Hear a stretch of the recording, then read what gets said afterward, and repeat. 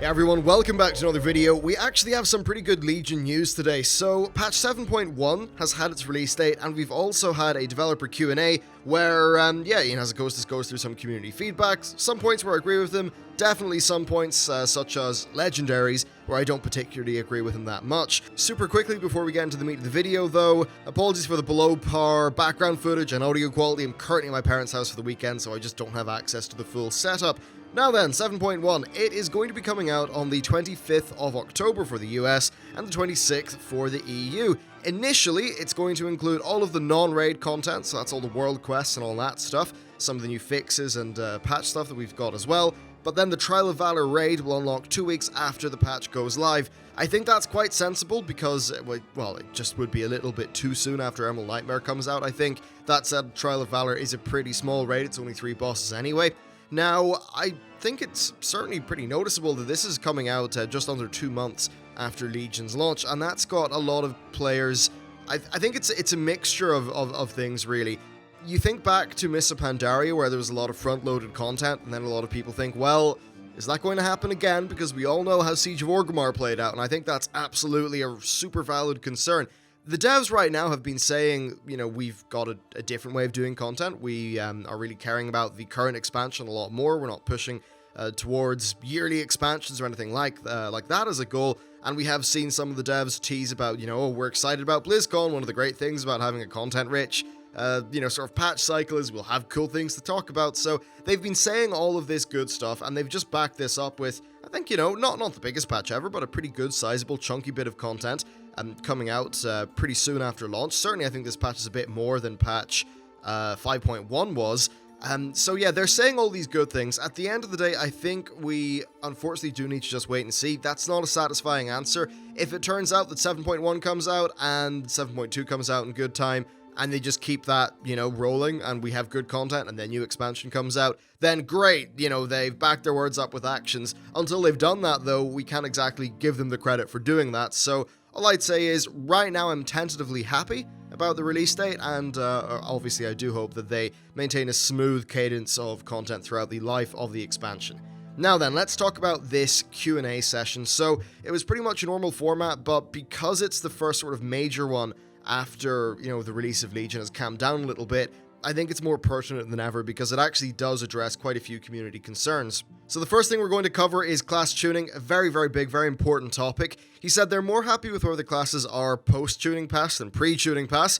I guess that's pretty obvious, but they think they have more work to do. Ian talked about there being many moving pieces, the differences between balancing for Mythic Plus and balancing for raids. One of their overall challenges is that it's quite a moving target. He brought up a decently interesting point that the people who play the spec with the high damage are generally the mid-maxers. They will gravitate to the specs which mathematically do perform the best, which makes a great deal of sense, and that then they therefore bring more expertise to that spec, which means that the numbers that we see on, say, 75th percentile raid parses are slightly inflated for those classes. He did bring up some interesting points about things like that, the way that the sort of community helps to change that balance, but overall it does seem like there are a few issues outstanding with class tuning, and it's, I think, absolutely vital that that's something that they do fix up. There's a lot of players, as an example, Frost DKs, who just feel, I think, really underserved at the minute because they're finding the spec that they enjoy playing just isn't really bringing out the performance. And there's also the social problems where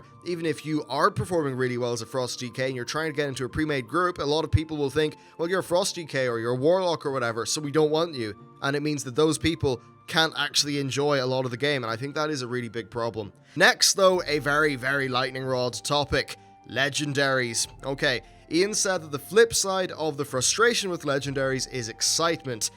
That's something that I think I quite well deconstruct in an upcoming video that I've already written and edited. I very much, I agree with him in a very basic level, but in terms of an implementation level, I almost completely disagree with him there. He mentioned it being more exciting than a purely deterministic system.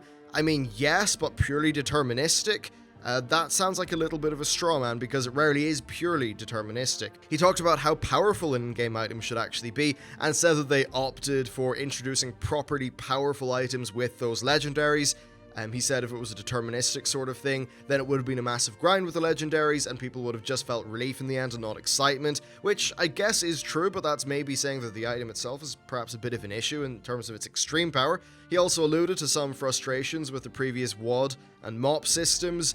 He mentioned that these legendaries are kind of a complement to artifact power, and he said that you always progress with artifact power and then have the random element appear with legendaries. I mean, sure, he is right on paper there, but they don't feel like complementary systems in-game, so it does feel like a bit of a moot point to me. Ian said that if you don't have a legendary, just keep on playing and you will get one. I mean, sure, but I don't think that's going to be of any comfort to the players who feel like not having a legendary is impacting their chances of success. And even if it is or isn't, that I think is a valid perception that people will end up feeling.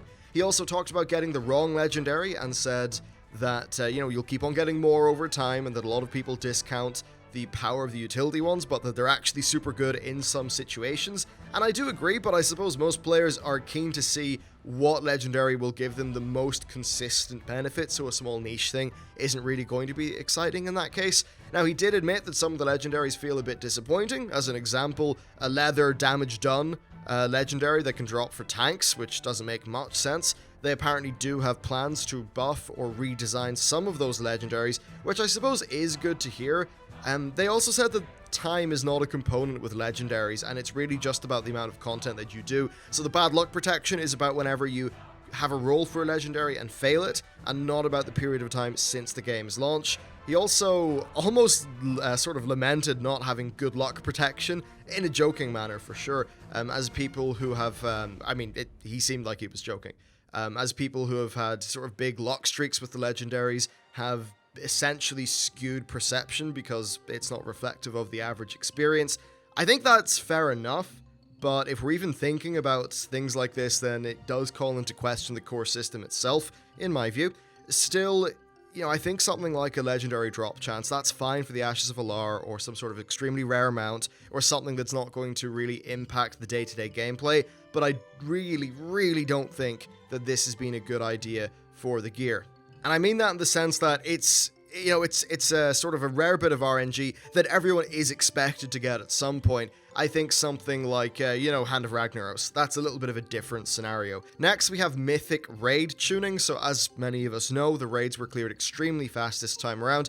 Ian said that they, and this is in his own words, dropped the ball on Xavius tuning, which does seem reasonable, as Xavius is actually easier than Cenarius, according to some of the people who have actually killed him, so that's fair enough. Now next, he actually touched on the problem of secondary stats, and I think this is a large problem, and it's actually, again, a topic of a future video. So Ian said that it's on his list of regrets as far as Legion's design goes. He said that, first of all, they want the value of each stat to be a bit closer than it is now, but that if they do that, they will give us fair warning, because it might change people's gearing decisions, they don't want to mess that up.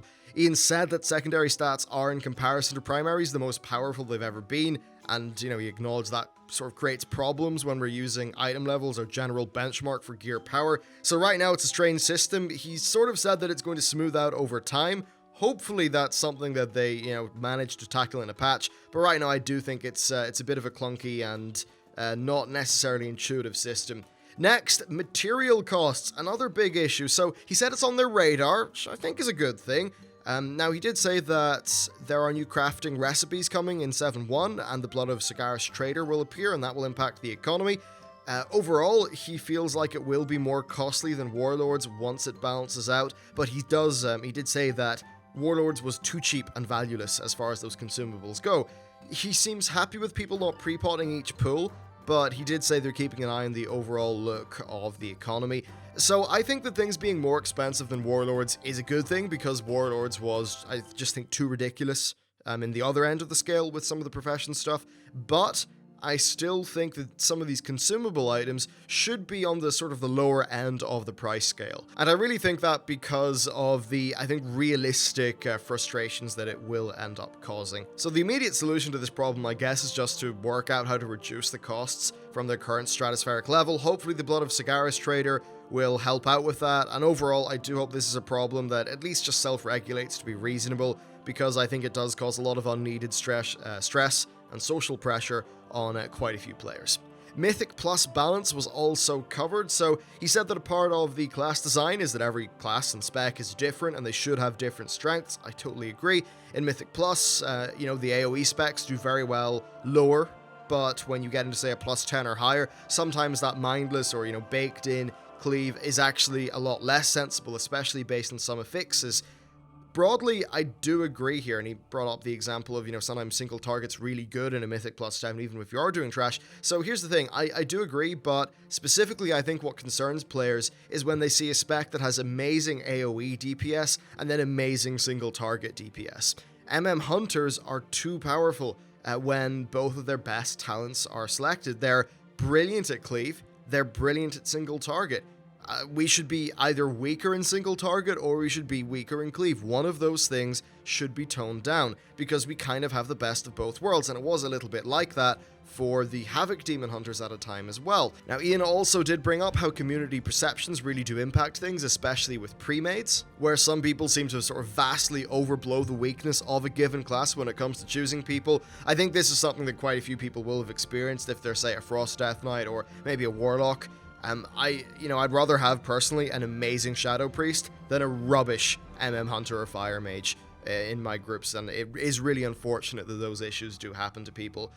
Punishment for Leavers is also something they covered with Mythic Plus. He said that it's a problem now because the experience really sucks, but any systems that they could think of to fight that could lead to abuse and problems. So it seems like they're just sort of leaving it where it is right now, and the main advice is just, you want to play with friends or as much as you can, or play with a guild. I'd always recommend that, but, it's not always the most realistic scenario for some people based on the way that either they want to play the game or, just their own, I suppose, scenario, really.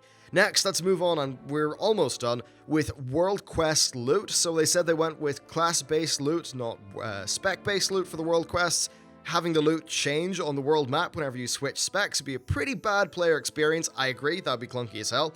Ian did say that it also helps people get gear for their other specs, and it's a little bit of a catch-up that's sort of risk-free. Overall, I agree, and I think that's handled pretty decently at the minute. Action Cam, so you saw my video on that. It's on the PTR, but he did confirm in person that it's going to be in the patch. Because it's not a main feature of the game, it wasn't kind of in the patch notes, and they've set it so that it does disable whenever you log in, so that it doesn't cause any sort of confusion issues with people. And then finally, Artifact Power Transfer. So Ian said that they don't plan to change this, and that Artifact Knowledge will allow you to upgrade your second weapon or third to nearly the quality of your first one quite quickly. As much as you wouldn't think so, it is actually very fast. Like, I'm pretty sure 1 or 2 days could take my survival artifact, which is untouched, to nearly the same power as my main weapon. Even though it took ages on your first weapon, the second and third will be a lot faster because of artifact knowledge. Now, this is a factor that only becomes larger as time goes on and people get more knowledge. Certainly, I think that trying to multi-spec at the start of the expansion would have been a pain in the ass, and that's where the potential issues in their overall design would have, I think, shone through the most. And then finally, they did say that the attunement for Karazhan will be an account-wide unlock. I think given their feedback on the Suramar situation, that is the right way to go. But guys, that's pretty much it as far as what I want to cover from this Q&A. Overall, I think it was good in that a lot of the sort of pressing concerns were addressed, even though as far as the legendaries go, which really I think is a big point of contention, I very much do not agree with their overall design and the way that they're taking with that. It's been consistent feedback. They know the likes of me, Asmongold, I think Preach as well, have all been saying since Warlords of Draenor is just the increasing RNG isn't a thing we really like to see in the game. And I think more people are coming around to that perspective, so it does seem like there's a bit of a weird dissonance. I also want to quickly mention the, I think, reaction to yesterday's video. It's the sort of thing where nothing is a zero-sum game, and saying one thing doesn't mean that, doesn't mean you can infer a whole bunch of other things. So when I say that, good luck, Tom Chilton, head on to whatever other job it is, hope you do well, and, I'm interested in seeing what he creates there, that's because he, was partially responsible for shipping Vanilla WoW and all the other, World of Warcraft expansions. So he's made a lot of great work, even though there undoubtedly have been missteps. And the same goes for the Ian stuff. I think Ian's done some great work. Ulduar, small raid. I know a lot of people, yeah, Ulduar is great, ICC is great. He has been responsible for a lot of great work. So when I say that I think he has the potential of doing a really good job, and I think he can and will do a really good job, it doesn't mean that at the same time I then 100% align myself over to his way of thinking. I think it's very much the case that while there is plenty that I agree with him, and there are things that I think have been done extremely well with Legion, it doesn't mean that I automatically think that everything he says is gospel, and that I'm, now some sort of, I don't know, like personal just parrot whatever he says as being the truth.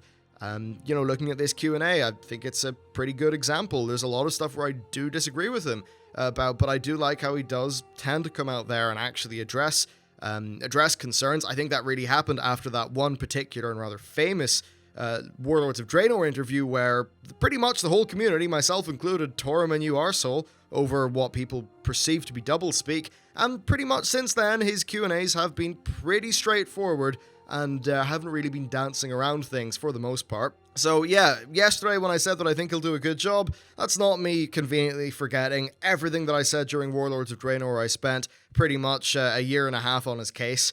Not forgetting that stuff. So, that was strange. I just think a lot of people were a little bit very knee-jerky and a bit reductionary with their logic when it came to that video, which was strange. I don't know, I feel more comfortable saying this stuff at the end of this video, though, because usually the sort of knee-jerk people have left at this stage. But, hey, it is what it is.